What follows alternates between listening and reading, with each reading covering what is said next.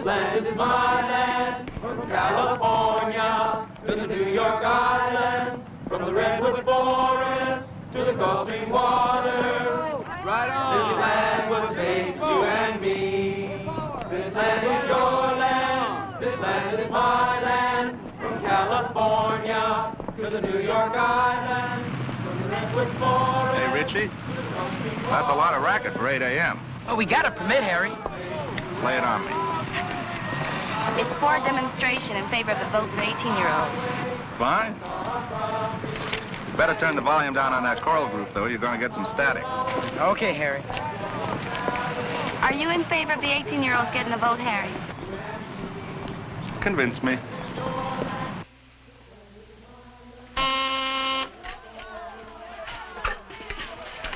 Vice Principal's office. Yes, ma'am. Yes, I hear them, too. And what's so magical about 21-year-olds? 18-year-olds are citizens, too. They should be represented. That's right. They think an 18-year-old boy is old enough to fight, but he's not old enough to vote. Oh, good morning. Morning, Pete. Just exercising our right to petition, Mr. D. The school board has a rule about petitions on campus. They have a city council permit to demonstrate legally. Beautiful. Would you sign our petition, Mr. Dixon?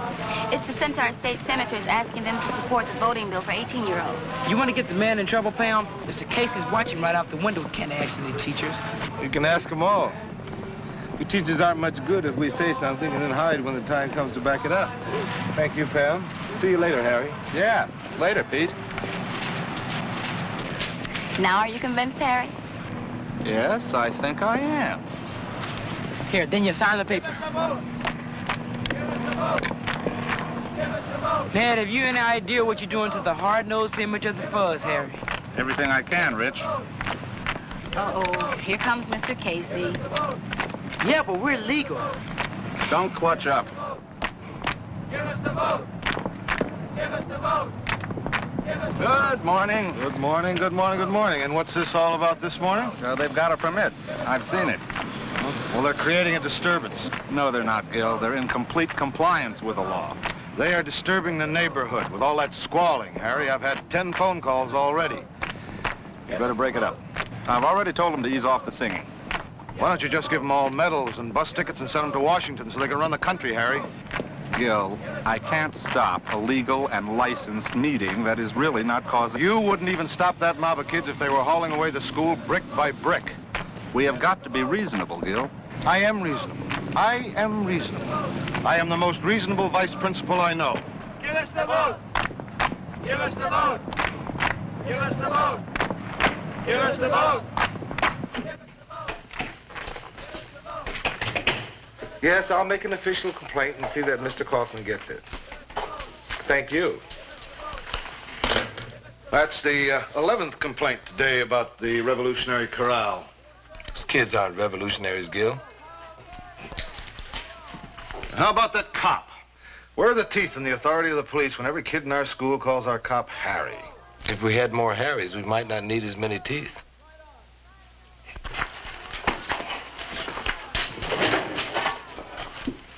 And that petition. Harry's behind that whole mess.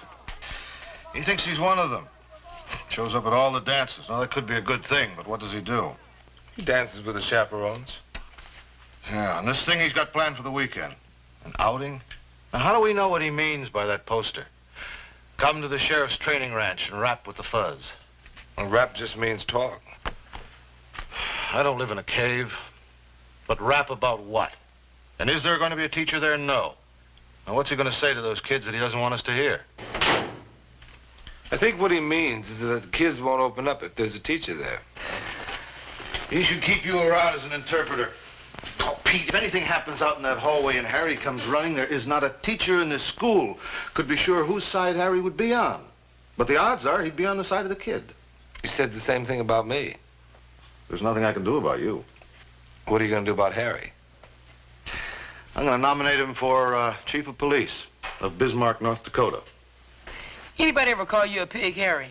I'm afraid so. Did it bug you? Worse than that, it hurt. You see, I'm not a pig. Somebody was lumping me in with a stereotype that he had going for him. That's because you wear the same uniform. Exactly. And just like anybody else in this room, I want to be judged for myself. Yeah, well, you're a cool man. But what about them other cats? Them dudes that did coming down in the neighborhood muscling cats. You know, the ones that put on the badge just for the club and the gun, man. The department does its best to screen men who want to become officers, but some bad ones slip through. Yeah, and they slipped down into my neighborhood, too.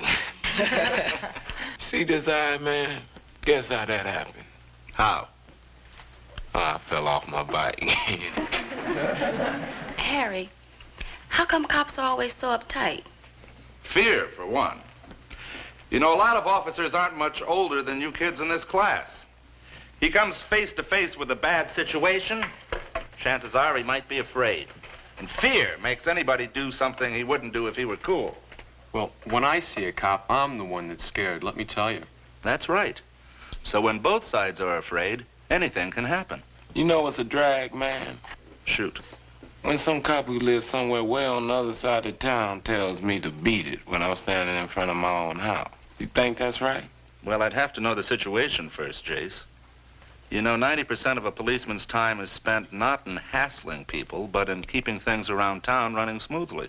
And the other 10% is bugging kids, right? It might seem like that to you, Bernie, but to a lot of policemen, it's just the other way. How's that? Well, you know, blacks feel that they're discriminated against. Kids feel that they're discriminated against. Well, so do policemen.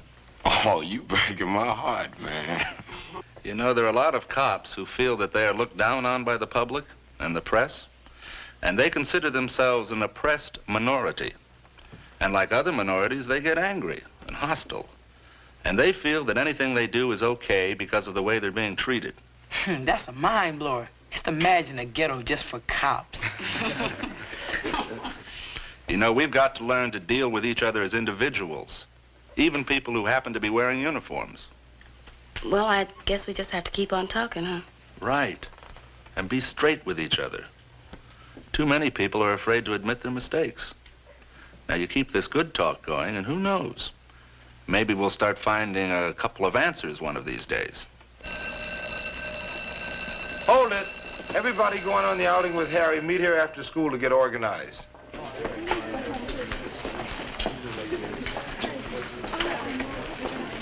Got a little heavy there, huh, Harry? Well, you can't duck the hot ones, Pete. Got time for some coffee? No, thanks. My break is over. I got to get back to the street. Thanks. Again sometime? You know guys like me can't resist an open door.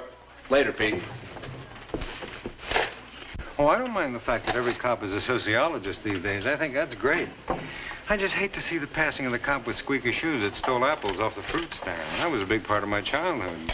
Well, progress has its price. Yeah, I wish somebody'd tell my vice principal that. He thinks progress is subversive. Yeah, just because Harry doesn't fit Gil's hard-nosed image of what a cop ought to be, Harry's automatically a bad cop. I wish we could open Gil up. You know, he's not really a bad guy. If he could just accept the notion that a new idea is not a deadly germ. And that's all she ever says is out of sight. How are you? Out of sight. Sorry, we're out of hamburgers. Out of sight. You know, I'm not sure she even knows how to speak English. Out of sight. Oh, Liz. Hi. Hi. Ladies, we've got a problem. Maybe you can help us out. How are we ever going to make Gil Casey see anybody else's point of view? One small atom bomb.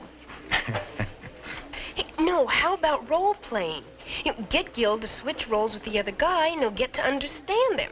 Gil switch roles with Harry? No, impossible. Once you got Gil into a policeman's uniform, you'd never get him out. I'm not jiving you, Bernie. You've got to carry a whole mess of change in your pocket. Nickels, dimes, and pennies. Well, what for, Rich? Don't you know anything about snakes and bats? I don't know anything about snakes and bats, but I do know that no pocket full of change is going to do any good if they bite you. Explain it to him, Rich. We don't want the whole weekend thing ruined by him getting bit on by no snakes. Okay, look. You take the change. Okay, you jiggle the change in your pocket. Snakes and bats don't dig the sound of change jiggling. They go the other way. You're not putting me on. Works even better on mosquitoes, but not too many people know about it working on mosquitoes. Oh, yeah? Pete. Oh, Harry, Did you forget what room the meeting's in? No. Would you do me a favor, Pete? If I can. Well, I've been transferred out of this division, and I was wondering... Why? Where? Downtown, city jail. Well, Harry, that's not your kind of work. Well, normal rotation. Normal rotation. Yes, you know how it is, Pete. I mean, they promise you anything until you enlist, and then once you're in, you end up in the infantry. That's too bad. There's no way you can fight it and get transferred back? No, normal rotation, it gets us all, Pete. And, look, I was wondering if you'd, tell the kids that the weekend is off. There's no way you can make it? You know, they're pretty hyped up about this. Yeah, well, so am I, but, it is off, Pete. So you just, tell them I'm sorry, okay? Harry, what's the real story? Just, settle for normal rotation, Pete.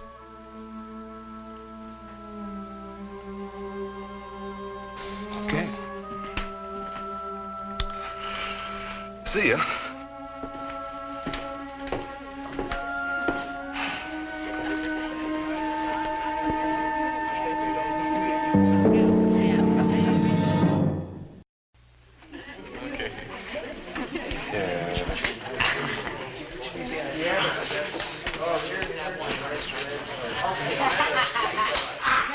Hey, hold it a minute. I got something I want to tell you.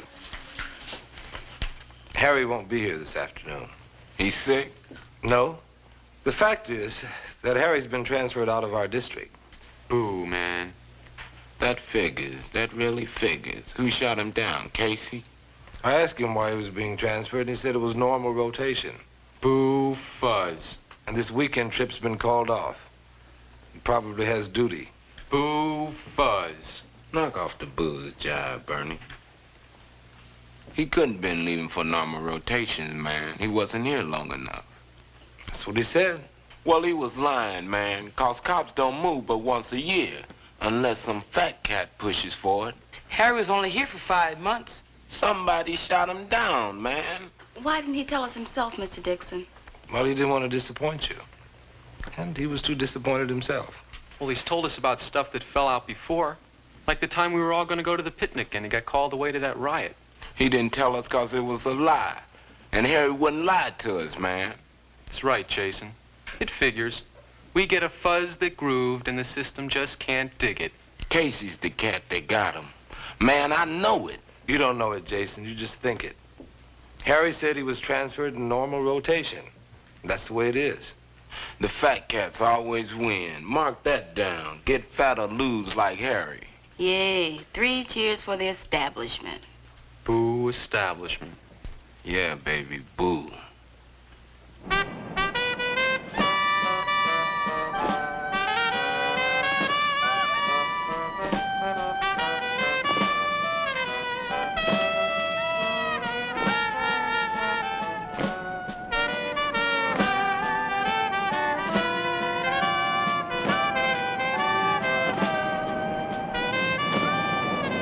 Casey's gonna roast them alive.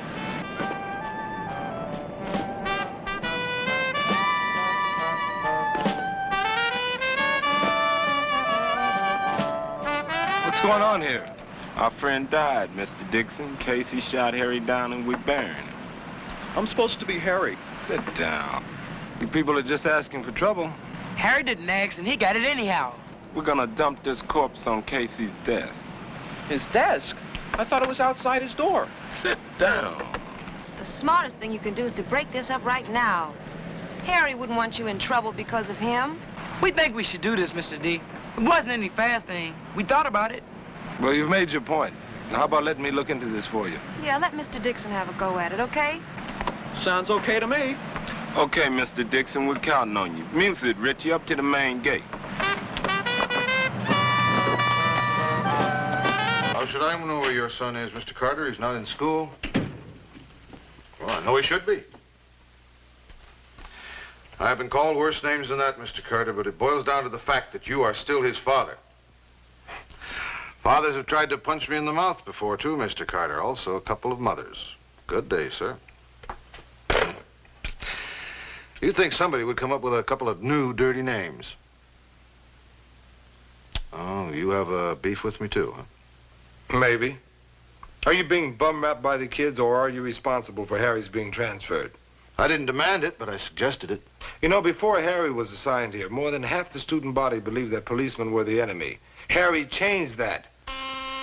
Excuse me. Casey. Yes, he has been transferred. Oh, thank you very much, Mrs. Garver. Well, I wouldn't go so far as to call him irresponsible, but I think that an officer should be more aware of the community. It would be a bigger help for all of us. Yes. Thank you very much. Well, that's one more vote for my position, Pete. Mrs. Garver? She calls in and complains about the students if her poodle sneezes. Oh, look at what that cop Harry gave us for a going-away present, Pete. A mock funeral, posters on the wall, and kids waltzing around the corridors wearing blue armbands. Harry didn't do that, Gil. You did. What are you trying to do? Show the students that anything or anybody new is totally unacceptable to the system? That is not the point. Harry is not a cop for this neighborhood, whether a group of kids think so or not. Gil. Oh, right. You know, this was really bad news, you're requesting Harry's transfer without my knowledge, especially when you knew that if you'd asked me, I'd never have allowed it. I thought discipline was my job. Besides, I was only doing what the taxpayers were asking me to do. We've been listening too much to the community and not enough to the kids. I don't think that's what the community wants. Do you really think they would agree with you that Harry should have been bounced? I sure do. You should have heard those phone calls. They were 10-1 against Harry. Well, and I think we better find out if your little one-man Gallup poll is right. We'll ask the neighborhood. It's a community question. We'll ask the community what they think. Open to the students? Of course. Well, what's the point in having the students there? Gil, the point is that the students are involved, so they should be there. If I know our student body, only a handful will show up. Harry is a cause as long as it's easy. But if they have to give up a date or a television show, they're going to drop Harry like a hot potato. Go ahead. Have your meetings. But I'll bet you they'll stay away by the thousands. Do you think there's a chance of getting Harry reassigned here? That's what the meeting's for. If there wasn't a chance, there wouldn't be a meeting. You must be aware that vandalism has increased. What? Oh, look here. Mrs. Broder, I'm afraid I have to disagree with you. The police department records show that vandalism has actually decreased since Officer Collin has been assigned here. All right now.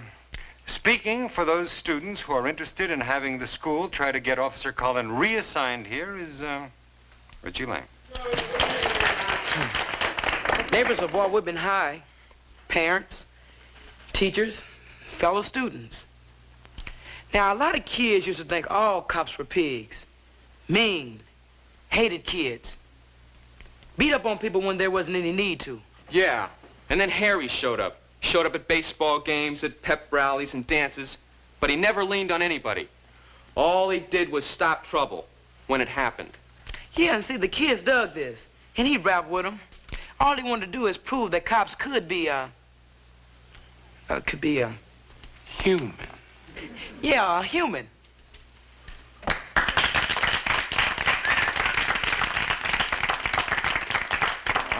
Now, speaking for the opposition, the boys' vice principal, Mr. Gil Casey. I'm sure we all appreciate what Richie had to say. But what the students fail to realize is that a police officer is assigned to duty at a school, not to teach the students that the police are good and nice, but to be a deterrent to the bad types who would make trouble if he weren't there. Now, Harry is a friend of the students, but he is not what one could call the proper police image for this situation. Harry thinks the law is for us, not against us. That's the kind of policeman he is. And that's the way we think all policemen should be. We want him back. Right on.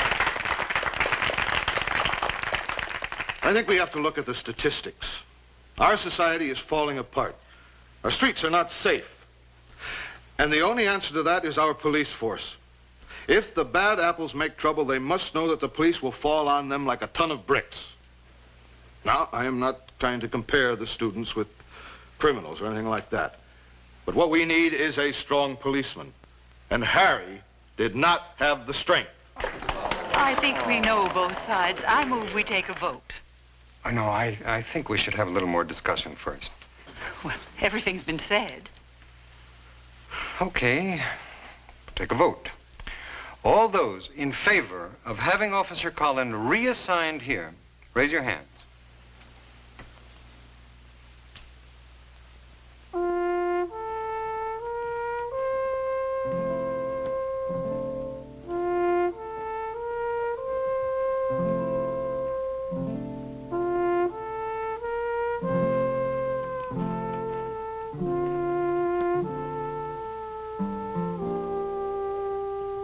We didn't lose by much.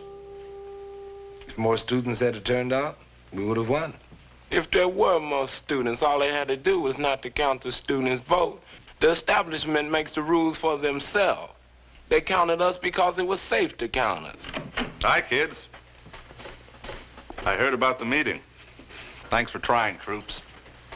They didn't even pay any attention to the police report about crime and vandalism going down since you got here. They wouldn't even listen. It was just a waste of time. The important thing is that you tried, that you said what you think, and that they let you say it. Whoopee, we said it and they didn't listen. They'll never listen. But it was weird, you know? We don't know nothing. We just kids in school. We don't know nothing. Yeah, but it was really weird. Bernie, what was weird? Well, I had to practically drag my old man to come down here tonight. I mean, he wanted to watch the ball game on the tube, you dig? Man, you singing everybody's song, Bernie. Why don't you just be cool? You're a drag. You don't understand, Jace. My old man voted right along with us. I mean, coming down here tonight, he didn't want to have anything to do with any cop who was easy on kids. But when he voted right along with us. Hey, so did my mother. She was right there. Well, maybe the meeting wasn't such a waste of time after all. The system only lost 2 votes. Whoopee. Right, 2 votes. That means 2 more people are listening. That don't help Harry. Not today. But, Jace, we're gaining on him. Yeah, but we'll be a long time catching up. Not necessarily. Oh, sure, you lost 1 round. That doesn't mean you give up. You know, pretty soon you'll be voting. You'll be the community. You and the 2 people you picked up. So keep fighting. Maybe we'll start winning.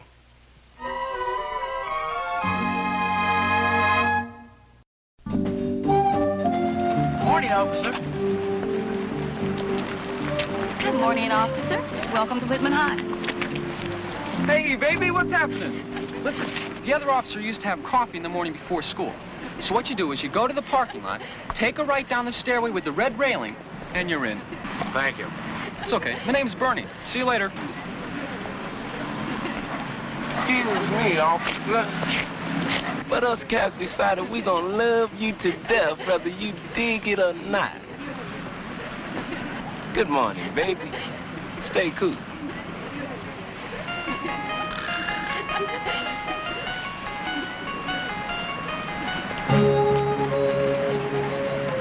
Morning. Morning, officer.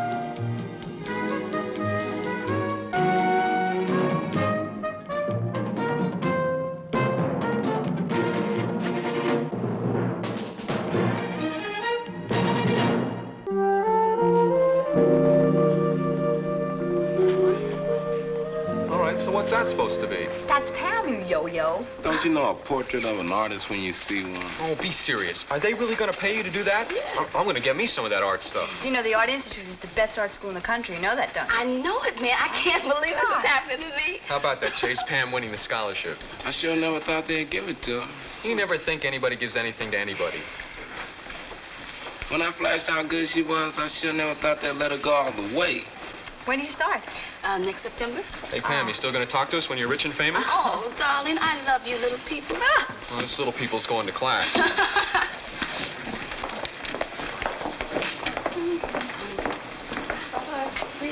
Bye-bye. Goodbye. Congratulations again. Thank you. You really did quite a job, Mrs. Coleman. I had little help from Pam. And I almost talked her into a science program. Listen, I'm used to it. Who brings up this kid to be an artist? She's really good, huh? Oh, she's got it. And with the training she's going to get, there'll be no touching her. Oh, here you are, Mr. Kaufman. Oh, I am Dragan. Come on in. Join the party. Well, Mr. Kaufman, on behalf... Wait a minute. I think... Congratulations in order. I said, wait a minute. I thought I saw your name here. Mr. Kaufman, I am here to protest a change in the syllabus which eliminates the name of Alfred Lord Tennyson. Alfred Lord Tennyson. Right, here it is. I thought so. I knew you were one of her sponsors. Congratulations. Pam got the scholarship. What scholarship? What are you talking about? Pam Arnold to the Art Institute. I don't know anything about it. Well, you signed her application. I beg your pardon. I did no such thing. I did not sign that. Does look like your signature, doesn't it? Though I suppose there is a similarity. Are you suggesting forgery? Wait a minute. Hold it. Let's let that be the last time anyone uses that word. How about good penmanship? Ken, do you remember signing that application? No. Well, I remember way back in January, Pam and I discussed the application. And she figured that since you were the head of the department, that your signature would be a good one to get. Well, she got it, but not from me. Ken, are you absolutely certain that Pam did not ask you to be her sponsor? Mr. Dragan already said she never asked him. Not exactly. He said he didn't remember. I really don't understand what everyone's getting so upset about. No big thing, no big thing. Just a little group dynamics, the spirited give and take of a free people. Now, look, Pete. Now, you say you conferred with Pam and you both decided whose signature she should get, right? All right. You, Ken, myself, and Betty. All right. Now, we all remember signing, but you say you might have, but you don't remember exactly. I'm sorry. I believe I said quite clearly that I did not sign the document in question. Oh, my, what are we going to do? We can't let a student get a scholarship on a borrowed signature. It'd be so unfair to all the others who competed. Oh, this is terrible. Wouldn't it be a good idea to hear what Pam has to say about all this? Certainly would. Yeah, I've had her waiting. I'll bring her in. Pam, would you come in, please? Why don't you sit down over here? Pam, there's been some question about your application for your scholarship, so we thought we'd bring you in and help get it straightened out, okay? Okay. Pam, it's been a very exciting day for you, hasn't it? Oh, it sure has. And for us, too.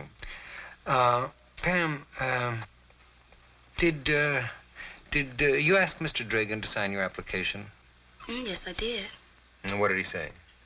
Nothing. He just signed it. Did you talk about it? Do you remember anything special? No, nothing special. Did he ask you any questions about your plans or anything? No, he just signed it. Did that seem strange? Not really. Everybody doesn't do the same thing. Yeah.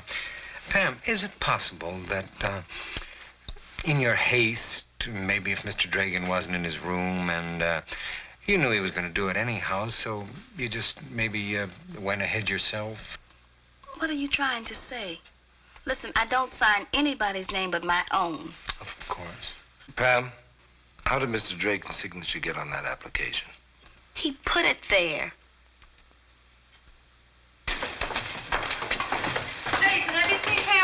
Yeah, she went down to the art room. Pretty great at winning that scholarship, ain't it? Yeah. Fantastic. She's probably making a dollar Ken Draken to stick a pin into.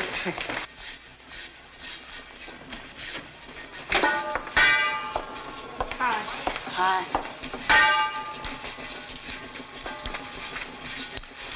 May we talk with you a minute? They don't believe me, do they? Well, you have to admit the whole thing does seem kind of strange. So what's gonna happen? We don't know yet. Nothing's been decided. Well, am I gonna lose the scholarship? It's possible. But not if we can help it. Well, it's not fair. I told him what happened. Mr. Dragan said he's positive he didn't sign anything. Then he's a lie. Why do they have to believe him just because he's a teacher? Does that mean he's so great and perfect? Pam, you're not going to help anything this way. Well, I'm sorry. I just don't like being the one who gets accused all the time, that's all. Nobody's accusing you. But the problem between your version and Mr. Dragan's is that you have something to gain and he doesn't. And he sure does. He doesn't like me.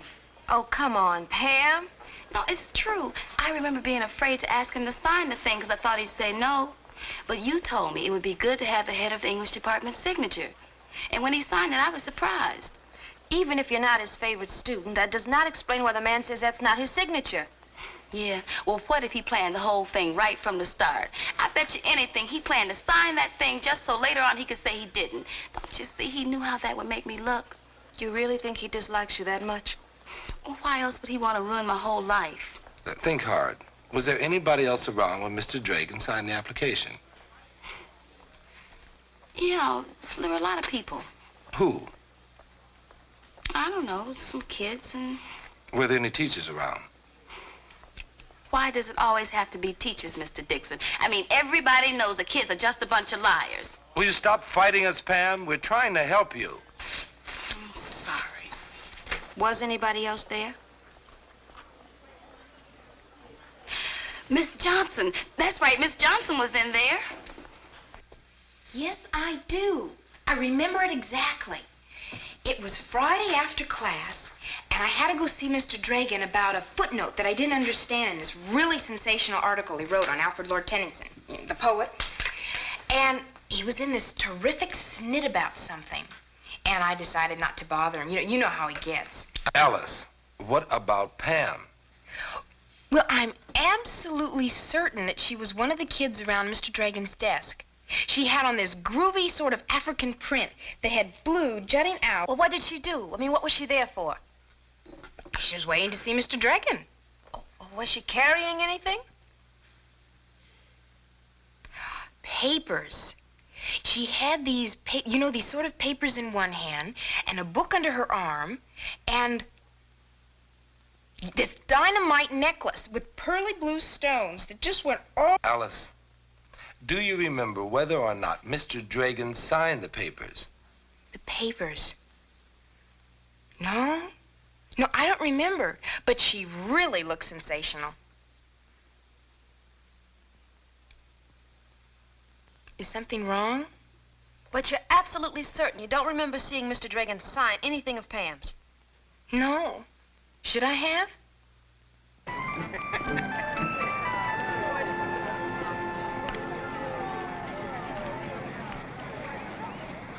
That's enough. It's enough. Come on, another half a lap. No. Well, I guess that's not bad for your first time out. What are you trying to do to me? I'm making you feel good. I thought I did. Don't be ridiculous. You felt terrible. I can hardly get my breath. Good. Listen, while I got you weak, I want to talk to you about something. You gonna save Alfred Lord Tennyson? Oh, no, we'll talk about him another time. I wanted to talk to you about this business of your signature on that girl's application. You know, I've been kind of upset about that. Oh. I mean, it wouldn't be so bad if I wasn't afraid that what's on the line may be the future of an obviously talented girl. I mean, think about it in terms of the outcome. Suppose she loses this scholarship. A thing like that could have an adverse effect on her whole life.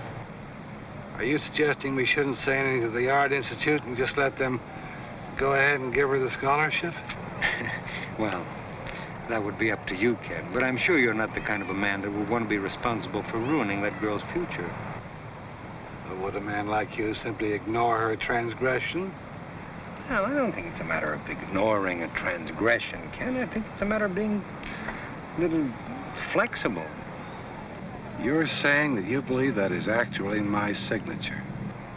All I say is, I think it is possible. Now, you do admit you're human, Ken. You are fallible. I beg your pardon. I know exactly what you're saying. You're saying I'm deliberately persisting in my account of the events rather than acknowledge the possibility of error. Oh, come on, Ken. I'm sorry. I've been a teacher 19 years. This is the first time anyone's questioned my integrity. Ken, I did not say one word about your integrity. I would never do that. Not directly. But that's really what the issue is about, isn't it? Will I or will I not admit that it's all my fault? That the girl is right. And that I'm either a fool or a liar. No, I won't. But what I will do is spare you any further agony about her future. You'll find my resignation on your desk in the morning. Ken.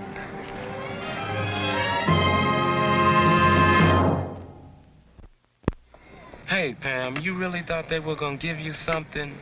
Well, it's the last time for me, I tell you that. And they can keep that mess about getting ahead, too. Hey, you ready for this? Mr. Dragan quit. Man, be serious. What are you talking about? I'm telling you, Mr. Dragan resigned. Look, don't be a jerk. I was just in his class. Well, you don't just walk out when you resign, you know. You wait till the end of the year. Hey, wait, where'd you hear that? I heard it. Has something to do with your scholarship and all that stuff. Oh, I don't believe you. All right, don't believe me, you know. Well, what do you want to go do a thing like that for? Maybe they found out he was lying. How they gonna find out a thing like that? You trying to say they're gonna believe Pam over him? Maybe I ought to go see something. What are you gonna say? I don't know, something. I mean, I don't want him to quit on account of something I said. Sure, what do you care? It's probably a trick to get you to own up to something. Look, you're the one that's getting hurt, not him. That's right, and they wouldn't believe you if you swore on a stack of Bible. If you gotta go, baby, you might as well take one of them with you. Yeah, right. I don't care about him quitting. I don't see none of them crying over me. Right on, sister. Right on. 1, Pam Arnold should be disciplined for forging the name of a teacher. 2, a full report should be sent immediately to the Art Institute with a recommendation that the scholarship be awarded to someone else. 3, the administration must apologize in writing to Mr. Dragan and urge him to withdraw his resignation. Is that all? That's all. Wonder why he didn't suggest we hang Pam by her thumbs for a couple of hours. We think an insult to a teacher is not something to laugh at. Mr. Yarnell, I don't like insults to anybody, not even students.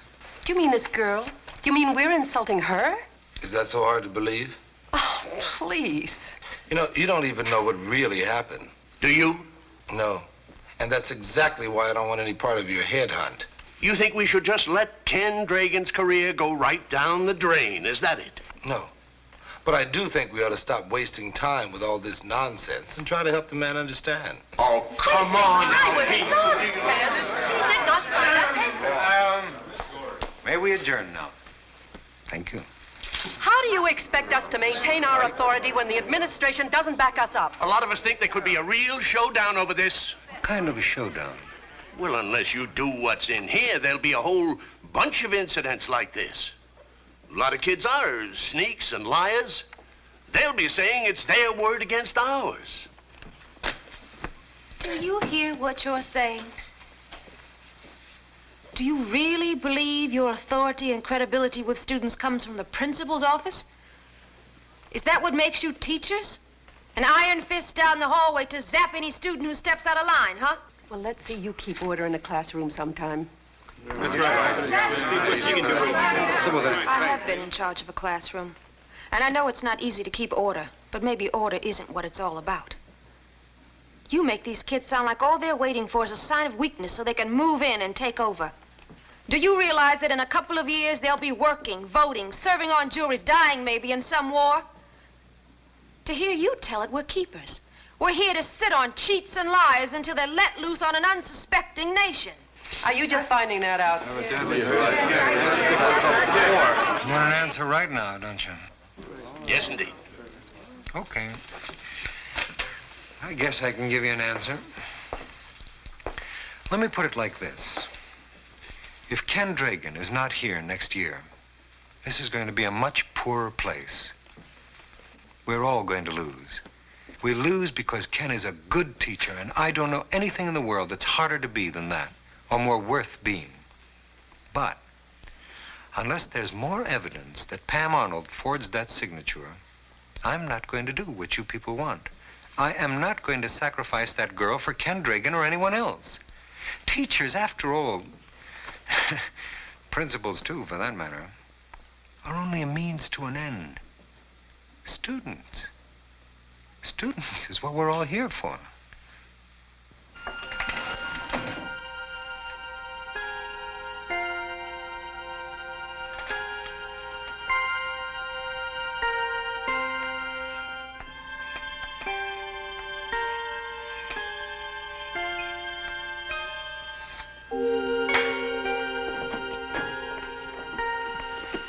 Are you busy?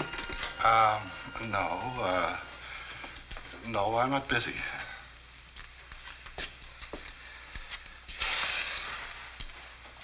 You know what amazes me?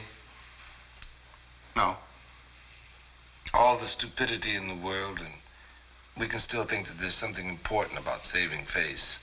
You think I'm a fool? No, I don't think that. I do think you're making a mistake, though. You're really saying I should forgive the girl and forget the whole thing? Ken, I don't think there's anything to forgive the girl for. Tell me something. How can you be so certain that you did not sign that application? I mean, we sign so many forms every day. Isn't it possible that, well, you may have signed it and thought it was something else? You know, I used to think I was going to be a poet. The Tennyson of our time. There aren't many rewards to teaching, are there? There's a little satisfaction, a little respect, and certain abstract notions of truth and honor. They're all I've got. She's got her whole life ahead of her. Ken, that's not the point. The point is that without any proof, you're asking that Pam's scholarship be taken away from her. No, I'm not. All I'm asking is that I be left alone.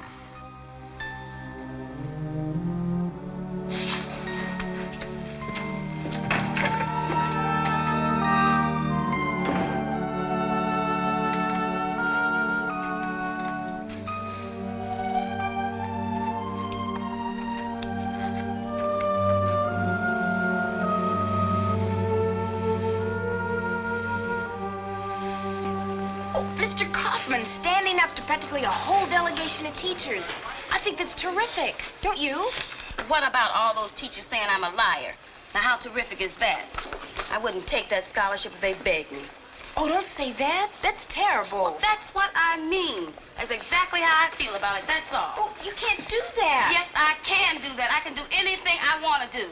And I'm not going to go someplace they say I cheated to get there. That's out, not me.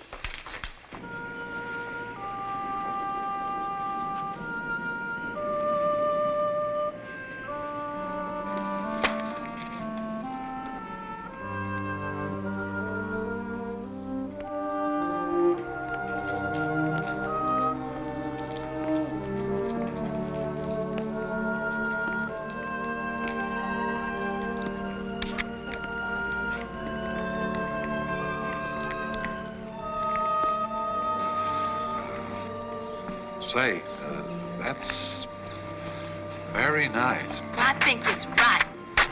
No, don't. Pam, don't. Oh. I'm sorry you didn't like that. Well. Wait, is it true what they're saying about you quitting? Me? Well, yes, as a matter of fact, I did tender my resignation. How come? Well, there are a number of reasons. You didn't have to go do that on account of something I said. I'm nobody. Who told you that? Told me what? That you're nobody.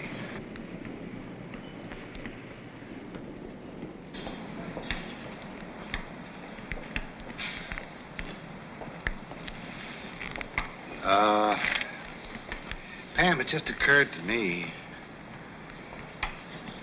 that we're both having trouble accepting a very simple truth. That we're somebody. Does that make sense at all? You too? You're a teacher. You're a woman and an artist. You know, sure would be a lot easier to be somebody if people weren't always pushing you and telling you had to be somebody, you know? Yeah, certainly would. Be much easier if people weren't so ready to choose up sides and make a war about a difference of opinion between two essentially decent people. Oh, yeah, ain't it the truth? I tell you. Look, I know I'm nobody to be telling you. See, there I go again. But what I'm trying to say is, I wish you wouldn't quit. You mean because you're not worth it? See there? You're a good teacher. Well, thank you, Pam. Well, I'm not telling you nothing you don't know. Anything. Anything, Pam. Watch the double negatives. Anything, yes, sir. I've got an idea. May not be too bad if you'll agree. Why don't you just bring me that application and I'll sign it? Again? Does it matter again or for the first time? Now, does that really matter? The point is, we can both agree that it's my signature and I put it there, see? We could get witnesses. Oh, yeah, we'll have a big signing ceremony. We'll fill up the whole auditorium. And I'll award the pen to Mr. Yarnell. And next semester, I'll come back. I'll be the big la-di-da grad, and I'll come by and say hi. Yeah. Is that agreed now when you agree to that? Oh, yeah. Well, I'd be delighted to see you. Okay. Okay.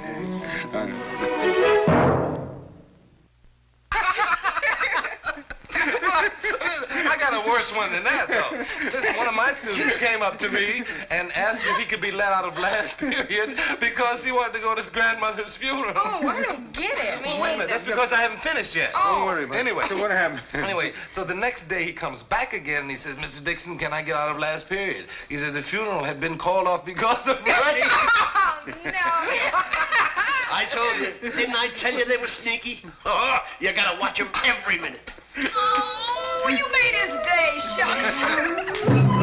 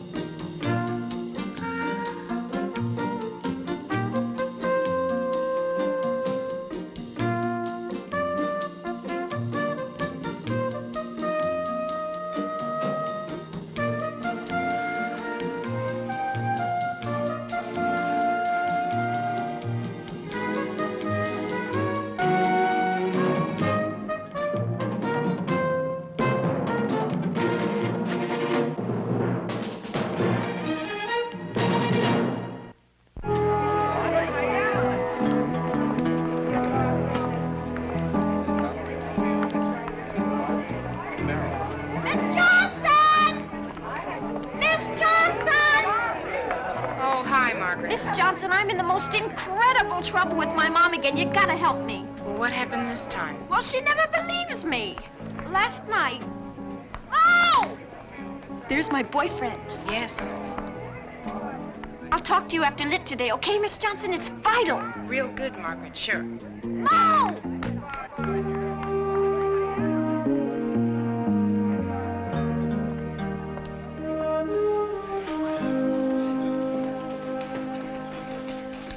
Oh, good morning, Alice. Good morning. Hi, Alice. Hi. Beautiful day, isn't it? Is it? Oh, yeah, I guess it is. Are you okay? Sure, fine. Swell. Were you up all night grading papers again? Mm-hmm. Some kids came by, and then Margaret Peters phoned again. Well, I couldn't turn them away. You know, you keep this up, you're going to be the best love teacher in the hospital. At least I'd get some sleep. There are still a number of delinquent candy accounts. Any student on the delinquent list must turn in their money or the chocolates by Friday without fail. All right, Barney, would you and George please pass out the books Mr. Dragon had sent up? Is that our next assignment? Yes, Margaret. Silas Marner. Come on now. It's a classic. Classics. That means it's guaranteed to put you to sleep, right? Why can't we study the books we like once in a while? Because they ain't classic, man. Well, in a sense. See, they haven't withstood the test of time. Yeah, but that don't mean that they aren't fun to read and that we can't learn lots from them. Teachers think you only learn something when it hurts. Now, that's not true, Barney. But we do have a certain curriculum we must follow. Yeah, but I bet you'd rather read modern books just like us, wouldn't you, Miss Johnson? Sure she would. She's not a creep like old man Dragan. Dragon thinks anything after Nathaniel Hawthorne is science fiction. Science fiction is practically pornography. Not everyone has the same taste. Besides, Mr. Dragon is head of the English department. So we gotta read a book he likes. Miss Johnson, we just got through with the old classic. Why can't we study a book we want, and then we'll study that old Silas Marner? Yeah, right on. Well, do you have a book in mind, Pat? How about Catch-22? Catch-22? Yeah, it won all kinds of literary awards, and lots of people think it's a really great book. What's it about? Well, see, there's this dude, Yossarian, and he's in the army, right? And he wants out. And the only way you can get out is to tell the medics you're crazy. But if he knows that he wants out, then he can't be crazy, so he's in, which really makes him crazy. And if the dude asks to get out, then he can't be crazy. So, I mean, that's Catch-22. Dig it? Kind of reminds me of school. Oh, come on, Miss Johnson. Be a good egg, please. Let's read the book we want, and then we'll read the book you want. Miss Johnson's with us, Pat. She wants to study the same book as us. Don't you, Miss Johnson? Well, all right. But first we'll study Silas Marner, then Catch-22. Oh, why can't we do it the other way around? We're still recuperating from the mill on the floss. Yeah, and we'll feel so great after Catch-22, we won't mind Silas Marner so much. It'll help the educational process. Okay, Miss Johnson, Catch-22 first, please. You know, we could use a few of you kids at the Paris peace talks. Okay, it's a deal. First Catch-22, but then Silas Marner. Best teacher at Whitman. You can say that again. Best teacher at Whitman. It's my boyfriend. My parents don't approve, especially Mom, so when I called you last night... Oh, yes, at 11 o'clock. I was with Mo. Oh, Miss Johnson, you thought about that bee of mine yet? Barney, Miss Johnson, remember what you told me to tell the boys about the night? Remember? Oh, yes, I have it. So what am I supposed to do? Here, take it. I handed it tomorrow. Would that be all right? Shut up, George. I told my mother I was studying... Margaret, handed what tomorrow? Mill on the floor book report. I know I said today, but I'll get it tomorrow for sure. Was that the one that was due 2 weeks ago? See, if I don't get that B in English, no track team. No track team, no scholarship, no nothing. I'm going to be in serious... Please, Miss Johnson. So if you could just sign this note saying that we were studying together last night. See, if I don't get that B, I've had it. Why stay in school? I can't sign this note, Margaret. Will it be all right? The book report, I mean. Yes, I guess so. Oh, swell. Hey, you're great, Miss Johnson. Oh, you've got to, Miss Johnson. It's the truth. We talked for a long time. That was studying. Miss Johnson, my whole future depends on that B, so you will give it to me. Would you step in here a moment, please? I'd like a word with you. In just a second, Mr. Dragon. I don't have much time. I I have to go. Oh, please, you're not like the other teachers. You understand. Just initial it, okay, Miss Johnson? Now, you will explain the particulars to your mother, won't you, Margaret? Oh, sure, of course. I promise. Oh, thanks. You're great. Oh, Miss Johnson. Fantastic. What about my bee? We'll see. I have to talk to Mr. Dragon. Can I ask him what he thinks of Catch-22?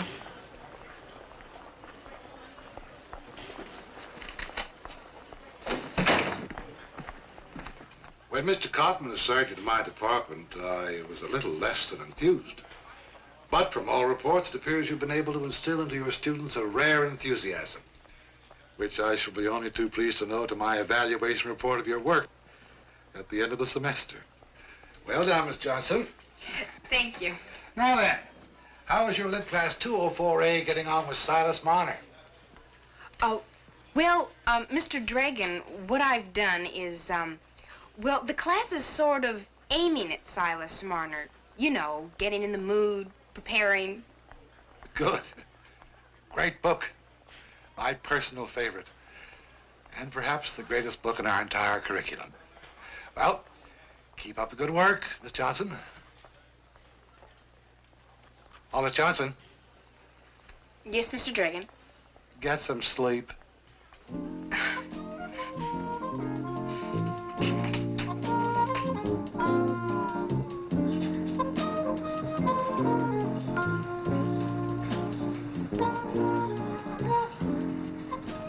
Good morning. Oh, good morning. Having any problems? Oh, no. I left some papers in my desk that needed marking. I just thought I'd get here early, but I didn't realize that the doors would be locked. You didn't realize. That the doors would be locked. I see. Okay, kid, what are you doing here? Kid? But I'm Miss Johnson. I happen to be a teacher. That's funny. Most teachers know what time school starts. What do you teach, kid? English. English, huh? Okay, who wrote Uncle Tom's Cabin? Uncle Tom's Cabin? Well, that's easy. That's simple. Well, let's see. Everybody knows Uncle Tom's Cabin. It's a book. Well, I didn't think it was a motel. All right, don't get wise. Harriet Beecher Stowe. Who was the bad guy? Simon Legree. And do you want me to tell you who it reminds me of? Okay. I guess you're a teacher, all right. Thanks. Do you mind if I give you a word of advice? What is it? Don't burn the candle on both ends. It ain't worth it. Try to get some sleep at night, Miss Johnson.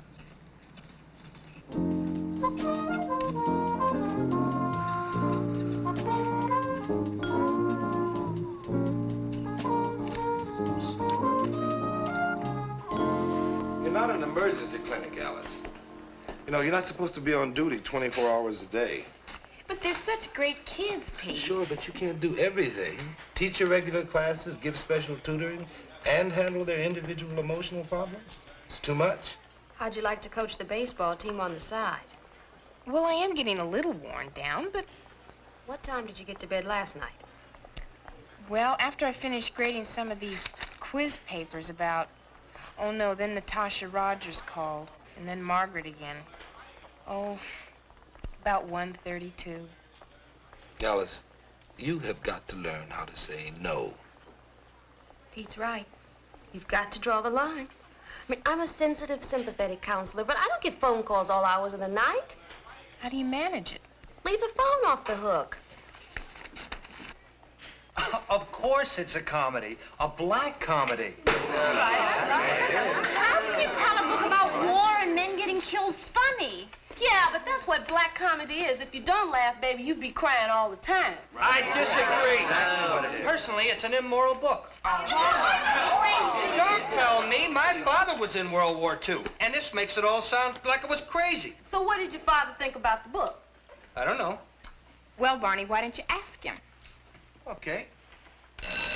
All right, read the next 3 chapters for tomorrow. I know immorality. Yes.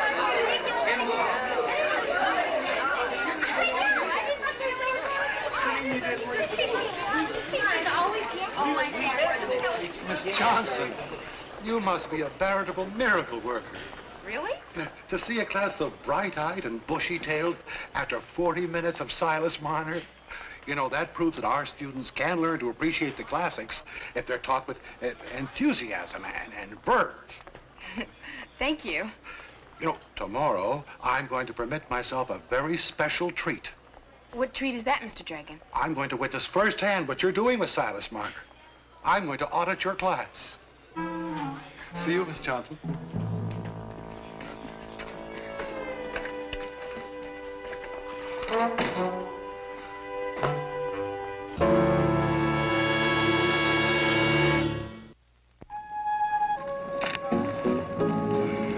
What's the matter? You're not hungry? Oh, no, not very. All right, Alice. Come on. What's on your mind? You know I'm teaching Silas Marner. Yeah. Well, I'm not exactly teaching Silas Marner. You're not? I'm teaching Catch-22. Figures? No, you don't understand. You see, the kids felt... Let me guess. The kids felt that Silas Marner would be a drag, but that Catch-22 would be fun, right?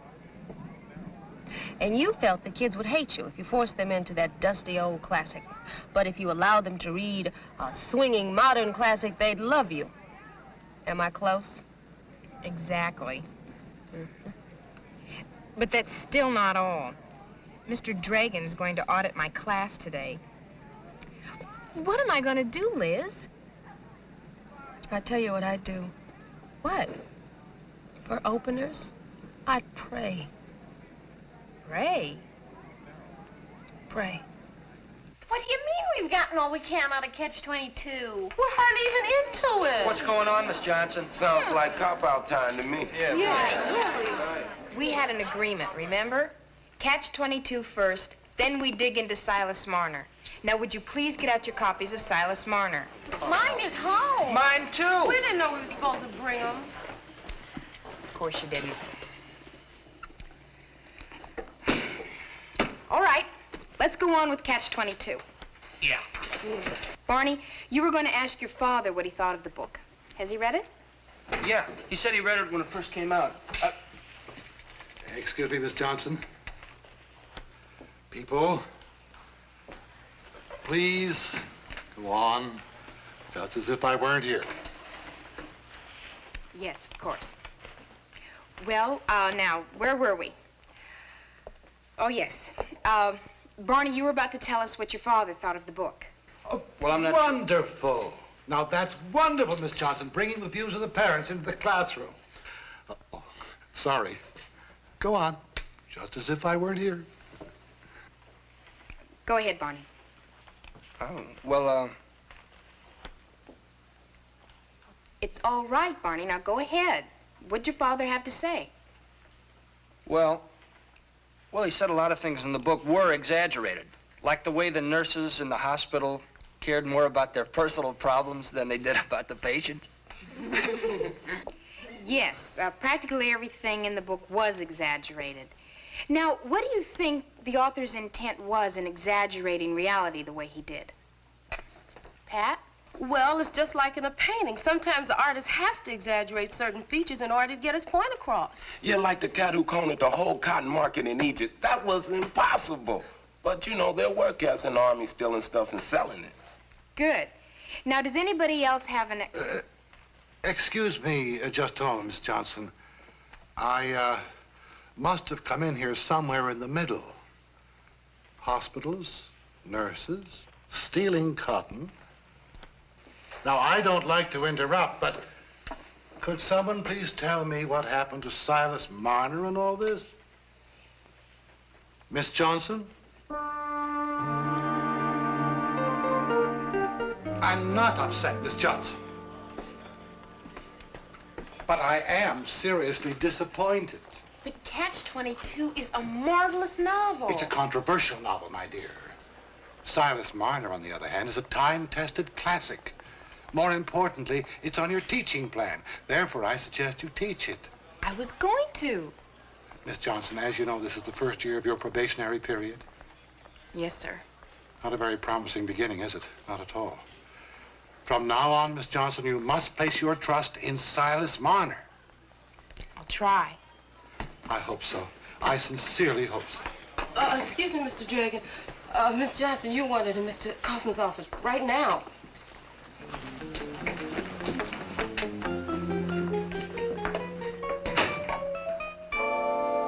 Dear Miss Peters, just to let you know that your daughter Margaret Celestine Peters was studying with me last night as she claims she was. Yours very truly, A.J. You wanted to see me, Mr. Kaufman? Yes, come in, Miss Johnson. I don't believe you've met Margaret's mother, Mrs. Peters. No, but I certainly wanted to meet you and find out what you thought you were doing when you signed that note. I'm sorry, Miss Johnson. Honest. Honest isn't a word I want to hear from you, Margaret. I think I can explain, Mrs. Peters. Please do. My daughter goes hoop-de-dooing off with a boy all hours of the night, and her teacher signs a note saying that she is studying. What do you teach, Miss Johnson? Sex education? I don't think that's fair, Mrs. Peters. I think there's a reasonable explanation. Well, I'd certainly like to hear one. Miss Johnson? Well, I'm afraid I did sign the note. We were studying. She did call me. I suppose that's a little misleading, but... You were studying on the phone? What kind of a story is that? It's a true one. I'm certain, Mrs. Peters, it's too far out to be anything else. I am equally certain that Miss Johnson was doing what she thought was best for Margaret, weren't you, Miss Johnson? Be that as it may, Mr. Kaufman, you cannot explain away the fact that one of your teachers joined in a conspiracy to deceive a parent, and I don't like it, not one bit. Come on, Margaret, I want to talk to you. I'm sorry, Miss Johnson.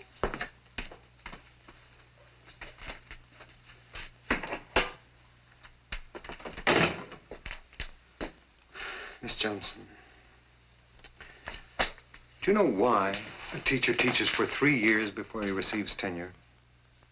Well, I suppose if he or she can't do his or her job, he or she can be let go or fired. Exactly. You gonna fire me, Mr. Kaufman? Miss Johnson, I like your enthusiasm for teaching. I like your dedication, but aren't you aware of what this kind of foolish, thoughtless behavior can lead to? I'm sorry. Well, I'm afraid that's not good enough. Now, look. You've asked me if I'm going to fire you.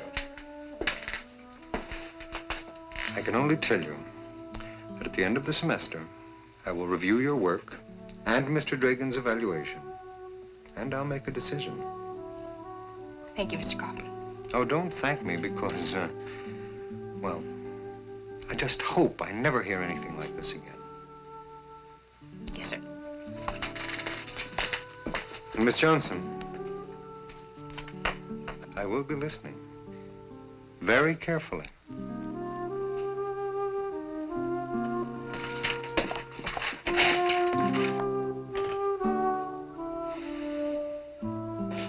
Alice, don't you think Mr. Kaufman was justified in reading your...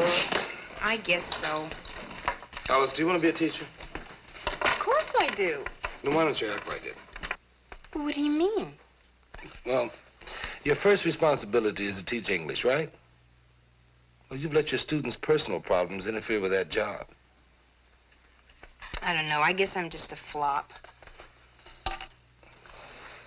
Alice, if you're ever going to teach, you've got to get over this idea that your students have to love you.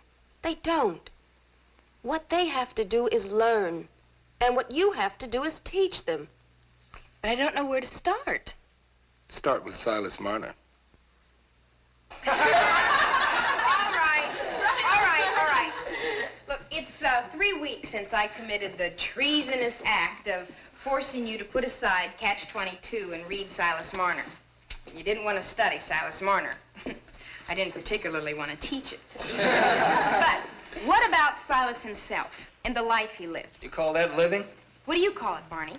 Personally, it's a pretty miserable existence. You mean because Silas was a miser? Sure, all he cared about was money. He certainly wasn't the most fun-loving cat in town. Is the meaning of Silas Marner that money is bad? Well, all it bought old Silas is being lonely. Yeah, but that's because he used it like a shield to keep people away from him, right? Oh, come on. Okay, stop.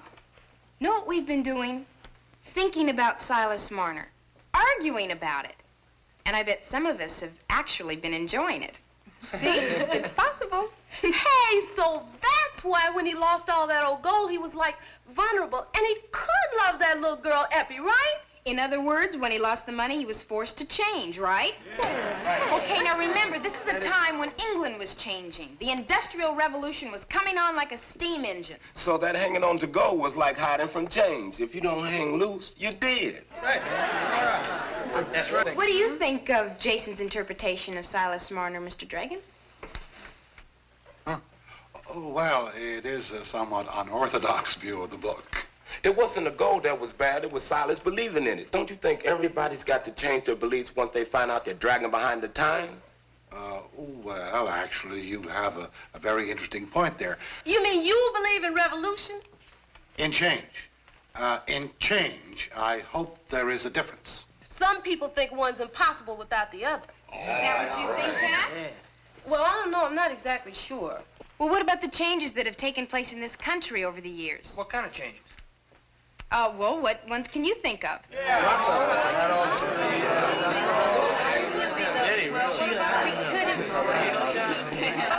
sorry, Mr. Dragon, but I think I'm right. No, Jason, the thoughts of Chairman Mao simply don't apply to Silas. But, Mr. Dragon, I think I'm right. I don't care. Have you decided about my B yet, Miss Jackson? Yes. You'll get a B if and when you earn it. And it's well within your capacity. You know something, Miss Johnson? You've changed. Well, that's what Silas Marner was all about, wasn't it? Miss Johnson, you're never going to believe this. But what? But I'm in trouble with my mother again, and I gotta talk to you. Look, Margaret, we're going to have to limit our conversations to what goes on in class.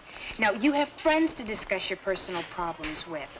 And if they're serious, you can go see your counselor. Between the hours of 8 and 4:10 in my office, okay, Margaret? Oh, swell, Miss McIntyre. Sweating. I've been trying to get up the nerve to do that for weeks. Well, that wasn't so bad, was it? Well, actually, it's a great relief. Except what? Well, Margaret says she has another problem with her mother. About what? Well, that's just it. Now it looks like I'm never going to find out.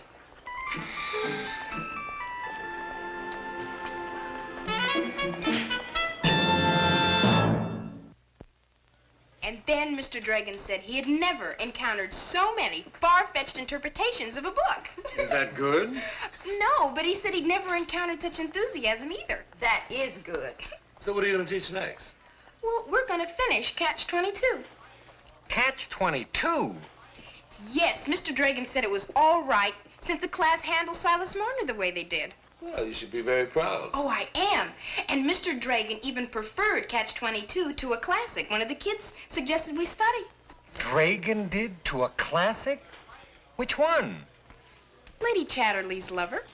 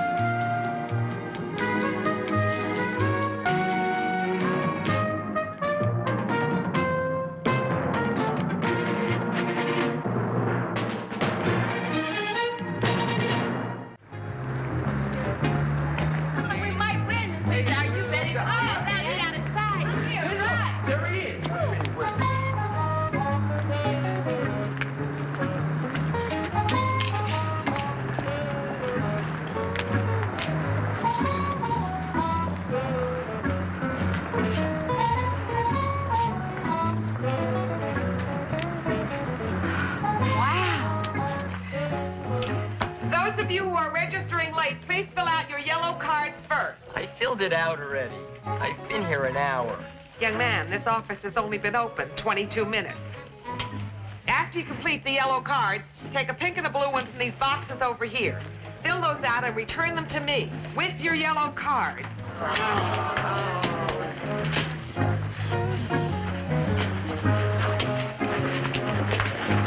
Pardon me, miss. I'm Tom Gianelli.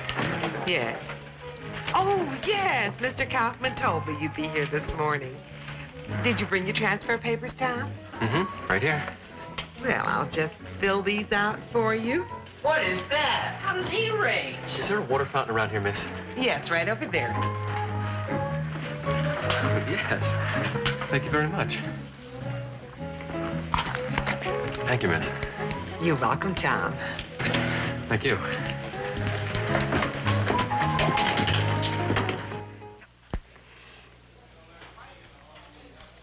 You made the coffee this morning, Miss Johnson? Right. Anything wrong? Oh, no, it's just fine. Anyhow, getting back to Gianelli. Before we get too excited, let's remember the old thing. It's not whether you win or lose, it's how you play the game that counts. Oh, you don't really believe that, do you? I believe it, but I'm so tired of it. We always play badly and lose well. I'm so glad our luck has changed, I could go out for cheerleader. Terrific. You want some more coffee? No, thank you. Oh, hi, Liz. Hi. Have you spoken to Tom Gianelli yet? Yep.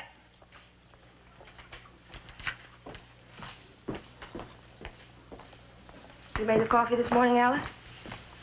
So how come everybody knows? Well, what did you think? Well, I can see why he's a high school legend. He's absolutely charming, but he... 165 pounds of pure glory for Walt Whitman High, and all you can say is charming? That's not all she said. She also said but. But what? But he has a C average. Since when is a C average a problem?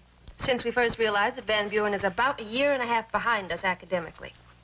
I mean, 2 A students transferred from Van Buren, and they could barely make C's here. We have a problem. Well, maybe not so bad. Let's see what happens when I test him. You see, some of the events leading up to the American Revolution were more interesting than the revolution itself.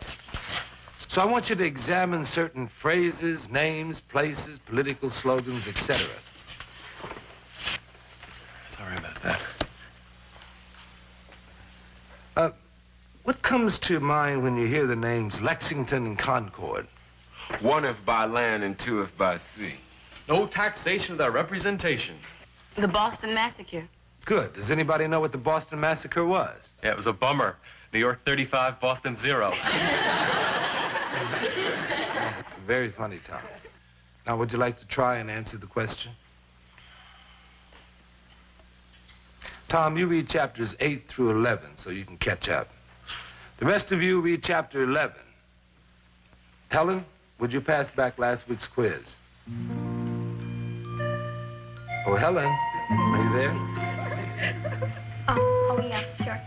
When I, sitting, heard the astronomer where he lectured with much applause in the lecture room, how soon, unaccountable, I became tired and sick, till rising and gliding out, I wandered off by myself in the mystical moist night air, and from time to time looked up in perfect silence at the stars.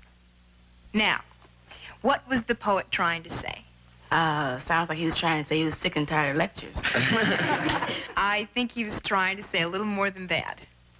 Tom, did you get anything out of it? I'm afraid not, Miss Johnson. Poetry is not exactly my thing. Well, okay. Helen. Well, I think the poet was trying to say that there's more to the stars and the skies than mathematics and astronomical charts. There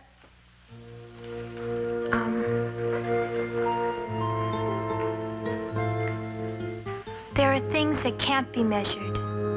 Beauty and mysticism and romance. You're very good, Helen. Does anyone know who wrote the poem? Oh, you're gonna hate yourselves when you find out. Bernie? The man our school is named after, Walt Whitman. Right. Since when you start knowing about poetry, man? I don't know anything about poetry, but I do know what's inscribed over the water fountain in the main hall.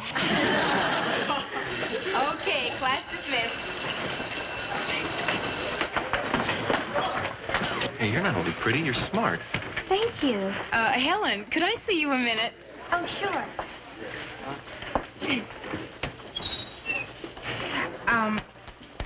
You have a lot of classes with Tom Gianelli, don't you? Mm-hmm. Well, you see, I had this thought.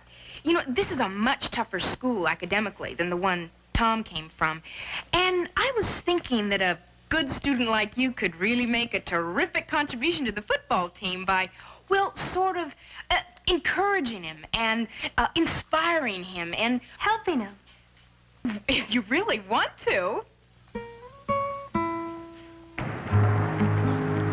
Tom, did you have any trouble with the math assignment?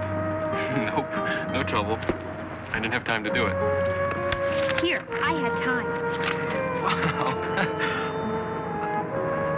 Thanks, Helen.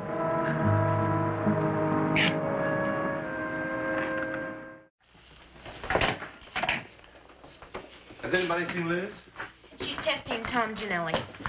Oh, how's he doing in your class? Not bad. How about yours? Not bad. How about his other classes, Mr. Kaufman? Well, I'm delighted to report, not bad. Not great, but not bad. Hi, gang. Skip the preliminaries. How'd our boy test? I'm sorry, those scores are confidential to be used for counseling and other legitimate purposes. Oh, Liz, what a time to get hard-nosed. He's in the upper 10 percentile. You're kidding. Liz, I'm warning you, if you're putting us on... His IQ is over 135. The boy is brilliant. What were we worried about? That he wouldn't be able to keep up with the work. Well, we don't have to worry about that anymore, do we? Don't we? What do you mean, don't we? You heard what she just said. The boy has a very good brain. That has obviously been going to waste because he never had to use it. He's right. An IQ of 135 does not jive with his grade average, Mr. Kaufman. Oh, now, come on, you two. I've got a cup that's half full. You two see it as half empty. We're only doing our job. Gloom mongers.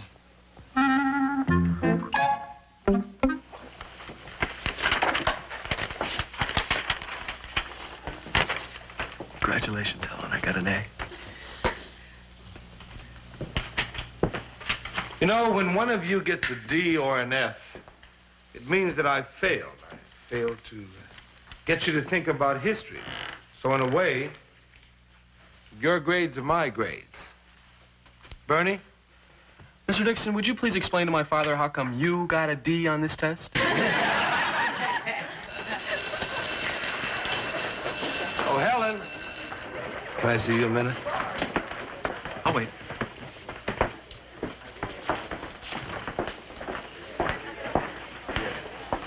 Are you satisfied with the C on that paper? You know it wasn't up to your usual standards. I know it was too short, Mr. Dixon. I didn't have time to do more. Okay. Work on it some more tonight, and I'll reconsider the grade, okay? Oh, thank you.